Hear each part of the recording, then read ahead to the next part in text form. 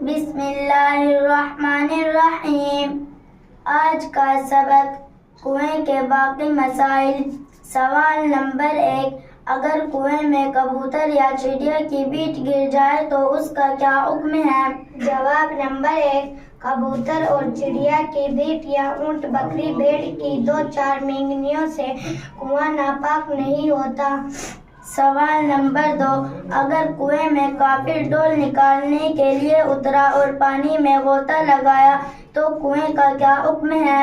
جواب نمبر 2، اگر اس کافر کنویں میں اترنے سے پہلے نہلا دیا جائے اور پاک کپڑا سبتر پر باندھ کر کنویں میں اترے تو کنواں پاک ہے، اور اترنے سے پہلے نہیں نہایا اور اپنے مستعمل کپڑے کے ساتھ اترا تو کنواں سارا پانی نکالا جائے گا، کیونکہ کافروں کا بدن اور کپڑا اکثر ناپاک ہی رہتا ہے۔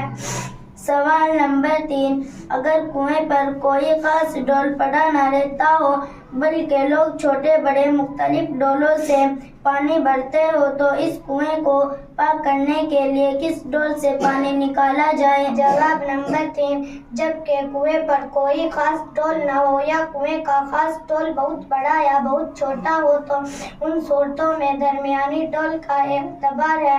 درمیانی ڈول وہ ہے جس میں 80 انگریزی روپیہ بھر کے سیر سے 3.5 سیر پانی سماتا ہو۔